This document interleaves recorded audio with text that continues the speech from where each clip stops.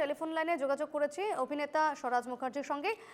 খরাজ, এই মুহূর্তে যে খবর, অর্থাৎ গোটা দুনিয়ায় বলা যায় গোটা ভারত জুড়ে একটা শোকের আবহ। জুবিন গার্গ আজ নেই আজ আমাদের মধ্যে, কি অনুভূতি এই মুহূর্তে, কি বলবেন? এবং ওনার যত গান আছে, মানে আমি প্রায় অনুরাগী ছিলাম ওনার। ওর গানগুলো খুব বারবার করে শুনতাম, এবং খুব দূরেও হলে একটা ছোট্ট সূত্রে আমার সঙ্গে যোগাযোগও হয়েছিল, এবং কিছুদিনের একটা ছোট আলাপ পরিচয় সমস্ত হয়েছিল। কি জানেন তো, একটা জিনিস হয় কি, শিল্পীরা ভীষণ একটা কি বলবো, একটা একটা একটা একটা মানসিকতা নিয়ে চলে, কাজের মানসিকতায়। এবং সেখানে অনেক বোহেমিয়ানিজম যেটা বলে, যে একটু একটু একটু বাউন্ডুলে, একটু একটু একটু বেখাপ্পা জীবন নিয়ে চলতে থাকে। এবং সেখানে অনেক রকম ভাইসেস এসে পড়ে, সেগুলো সেগুলো সমস্যা। সেগুলো জীবনে এসে গেলে, মানে শিল্পী জীবনে অনেক সমস্যা হয়। কিন্তু সেটা এক সময় জুবিনকে কিছুটা হয়তো মানে সমস্যায় ফেললেও, পরে কিন্তু সবটা কাটিয়ে উঠেও সুন্দর একজন ভালো শিল্পী হয়ে কাজ করছিল। কিন্তু হঠাৎ এভাবে কি করে যে দুম করে একটা ঘটনা ঘটলো, যেটা মানে সত্যি খুব মানে অপ্রত্যাশিত।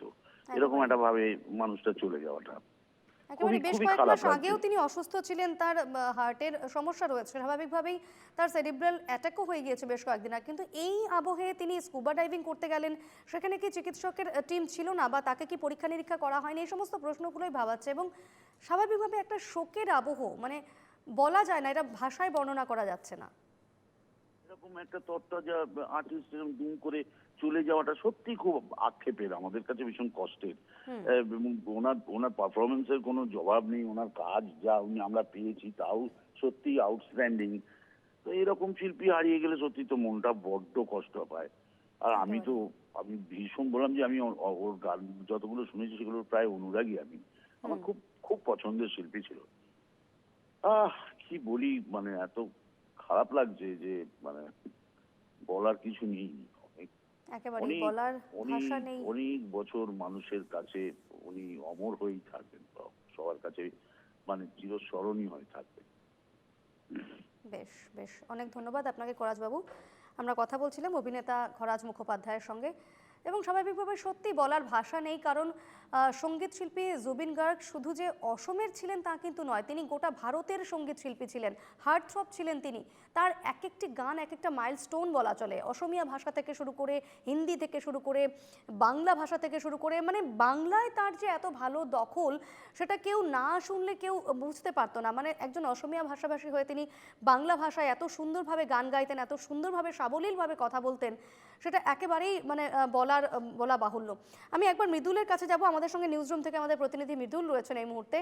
মৃদুল, এই মুহূর্তে একটা প্রশ্ন জাগছে সকলেরই মনে, যে কিছুদিন আগেই জুবিন গার্গ তিনি অসুস্থ ছিলেন, তিনি তো অসুস্থ এই মুহূর্তে, তিনি হার্টের সমস্যায় তার রয়েছে।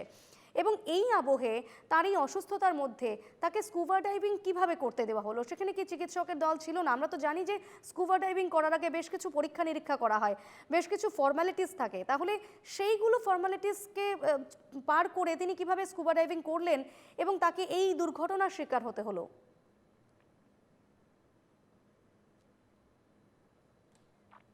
জুবিন গার্গ কিছুদিন আগেও অসুস্থ হয়ে পড়েছিলেন, তার হার্টের সমস্যা রয়েছে। আবার বহুবার আমরা দেখেছি যে তিনি যখন ডাবিংয়ে যান, তিনি যখন স্টুডিওতে যান, তখনই তিনি হয়তো অচেতন হয়ে পড়েন বা তার হার্টের সমস্যা দেখা দেয়। তারপরেই তাকে তড়িঘড়ি গুয়াহাটির যে বেসরকারি হাসপাতাল রয়েছে সেখানে তাকে ভর্তি করা হয়, এবং তারপরে তিনি 2-3 দিন সেখানে থাকার পরে তিনি সুস্থ হয়ে আসেন। কিন্তু যে ঘটনাটা ঘটেছে, তিনি বলতে হবে যে তিনি এক প্রকার, আমরা যতটুকু দেখেছি বা আমরা অনেকটা কাছ থেকে তাকে জানি, তো তিনি এক প্রকার জেদি রকমের ছিলেন, তার স্বভাব একটু জেদি রকমের ছিল, বা একটু আনন্দ উল্লাস এগুলো বেশি ভালোবাসতো। হয়তো বা তারই তাড়নায় সে হয়তো সেই স্কুবা ডাইভিং করতে গিয়েছিল, এবং একবার যেটা আমাদের কাছে খবর হয়েছে, তিনি একবার স্কুবা ডাইভিং সেরে ফিরে এসেছিলেন, কিন্তু দ্বিতীয়বার যখন গিয়েছেন তখনই সেই দুর্ঘটনা মানে ঘটে, সেই মর্মান্তিক দুর্ঘটনাটি ঘটে এবং দুর্ঘটনার ফলেই তিনি সমুদ্রে পড়ে যান। কিন্তু বলতে হবে যে এই যে দুর্ঘটনা বা এই যে এই খবর কিন্তু সকলেরই রীতিমতো মাথার মধ্যে একটা যে স্তব্ধতা, মানে তার মুখ থেকে কোনো ধরনের কিছু প্রতিক্রিয়া বেরোচ্ছে না, কেউ কোনো ধরনের কিছু বলতে পারছে না, কারণ সবাই মেনে নিতে পারছে না যে এই যে একটা তরতাজা প্রাণ এইভাবে শেষ হয়ে যেতে পারে। কারণ তিনি রীতিমতো অসমের যে সঙ্গীত শিল্প রয়েছে বা ভারতবর্ষের বা বাংলার যে সঙ্গীত জগৎ রয়েছে, সেই সঙ্গীত জগতে তিনি দাপটের সাথে তিনি রাজ করছিলেন বা রাজত্ব করছিলেন। সেই জায়গায় যারা তার অনুগামীরা রয়েছেন, তার ফ্যানরা রয়েছেন, তারা কিন্তু এখনও পর্যন্ত বিশ্বাস করতে পারেনি। আর এই মুহূর্তের একটা গুরুত্বপূর্ণ যে আপডেট এসেছে আমি জানিয়ে রাখি যে অসমের মুখ্যমন্ত্রী হিমন্ত বিশ্ব শর্মা, যেহেতু সমাগত বিটিআর নির্বাচন রয়েছে, তার জন্য তিনি প্রচারে ব্যস্ত রয়েছেন বিটিআরে, এবং তিনি সেখান থেকেই সেই জুবিন গার্গের সেই মারা যাওয়ার খবর পেয়েছেন এবং খবর পাওয়ার পরে তিনি সাংবাদিকদের মুখোমুখি হয়েছেন এবং সাংবাদিকদের মুখোমুখি হয়ে তিনি বলেছেন যে আজকের যে যাবতীয় কর্মসূচি রয়েছে, যা নির্বাচনী প্রচার রয়েছে, সেগুলো বিজেপির যত নির্বাচনী প্রচার রয়েছে সেগুলো বাতিল করা হয়েছে। কারণ যে হার্টথ্রব জুবিন গার্গ যিনি আর নেই, সেটা কিন্তু অসমের জন্য অনেকটা অসমের জন্য অনেক দুঃখের খবর বা অসমের জন্য অনেক যে লোকসান বলতে হবে। কারণ এই ধরনের একটা স্টার বা এই ধরনের একটা নক্ষত্র হারিয়ে গেলে সত্যি খুব বড় ক্ষতি হয়ে যায়। তার জন্য মুখ্যমন্ত্রী তার যে দলীয় যে কর্মসূচি রয়েছে সেগুলো তিনি আজ বাতিল করেছেন এবং তিনি কাল গুয়াহাটি ফিরে আসবেন এবং গুয়াহাটি ফিরে আসার পরেই জুবিন গার্গের যে মরদেহ রয়েছে কিভাবে আনা হবে বা কোথায় রাখা হবে শ্রদ্ধাঞ্জলির জন্য, কারণ তার অনুগামীর শেষ নেই, তার অনুগামীর হয়তো বা লাখো বা করোড়ের মধ্যে কোটির মধ্যে হতে পারে, কারণ তারা সকলেই চাইবে যে শেষবারের মতো তার যে শিল্পী রয়েছে, অনেকেই তার অনুগামী রয়েছেন এবং স্বাভাবিকভাবেই এই মুহূর্তে কিন্তু প্রত্যেকের চোখে জল। এমনও একজন অনুগামী নেই যারা এই মুহূর্তে কাঁদছেন না, কারণ তারা জুবিনকে শুধু তার গানের জন্য নয়, তার ব্যবহার, তার কথাবার্তা, তার আচার আচরণ, প্রত্যেকটা কিছুর জন্য জুবিনকে তারা মানে ভীষণ ভালোবাসতেন। এবং এই মুহূর্তে প্রত্যেক অনুরাগীর মনে একেবারে শোকের আবহ, শোকের যে পরিবেশ এই মুহূর্তে দেখা যাচ্ছে গোটা অসম, গোটা ভারত জুড়ে। এই মুহূর্তে একটি ভিডিও আমি দেখাবো, একটু প্লে করতে বলবো পিসিআরকে। এই ভিডিওটি দুদিন আগে জুবিন তার পেজে আপলোড করেছিলেন সিঙ্গাপুরে যাওয়ার ঠিক আগ মুহূর্তে, এবং তিনি প্রত্যেক তার যারা ফ্যান্সরা রয়েছেন, তার যারা অনুগামীরা রয়েছেন, তাদের আহ্বান করেছিলেন, তাদের আবেদন জানিয়েছিলেন যে সিঙ্গাপুরের এই নর্থ ইস্ট ফেস্টিভ্যালে যাওয়ার জন্য এবং সেখানের আমেজ নেওয়ার জন্য। ঠিক কি বলেছিলেন জুবিন গার্গ, সেই ভিডিওটা একবার প্লে করতে বলবো পিসিআরকে।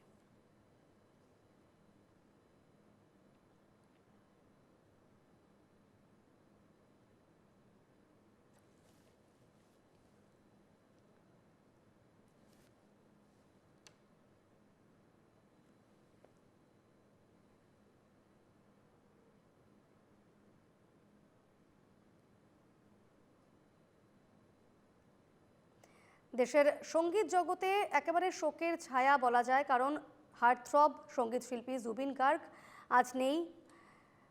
স্কুবা ডাইভিং করতে গিয়ে সিঙ্গাপুরে নর্থ ইস্ট ফেস্টিভ্যালে গিয়েছিলেন অংশগ্রহণ করতে। আজ তার অনুষ্ঠান করার কথা ছিল এবং সেখানে স্কুবা ডাইভিং করতে গিয়ে মৃত্যু হয় সঙ্গীত শিল্পী জুবিন গার্গের।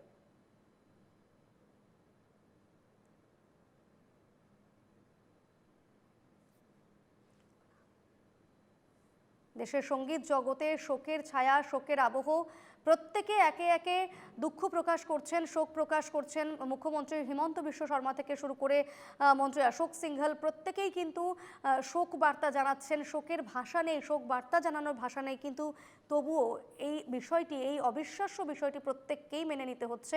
মুখ্যমন্ত্রী নিজেও তিনি কিছুক্ষণ আগেই আমরা শুনছিলাম তিনি যেটা বলছিলেন, তিনি বিটিআর নির্বাচন যেহেতু আসন্ন এবং সে কারণে তিনি এই মুহূর্তে প্রচারে রয়েছেন, প্রচারে যাচ্ছেন প্রত্যেক দিন। কিন্তু এই মুহূর্তে একেবারে জুবিনের মৃত্যুর খবর পাওয়া মাত্রই তিনি সমস্ত কিছু প্রচার রেখে, একেবারে সেই প্রচার অসমাপ্ত রেখে তিনি ফিরে আসছেন গুয়াহাটিতে। এবং গুয়াহাটিতে ফিরে আসার পর তিনি জানাবেন যে কোথায় কিভাবে জুবিনের শেষকৃত্য সম্পন্ন হবে, কোথায় তাকে শেষ শ্রদ্ধা জানানো হবে, কিভাবে জানানো হবে, এই সমস্ত বিষয়গুলো যারা রয়েছেন রাজ্য সরকারের যারা রয়েছেন কর্মী সমর্থকেরা, তাদের সঙ্গে কথাবার্তা বলে এই সমস্ত বিষয়গুলো জানানো হবে। এবং এই মুহূর্তে গোটা সঙ্গীত জগতে একটা শোকের ছায়া, কারণ সঙ্গীত শিল্পী জুবিন গার্গ আজ নেই। স্বাভাবিকভাবেই তার মৃত্যুর খবর একেবারে নাড়িয়ে দিয়েছে সঙ্গীত মহলকে।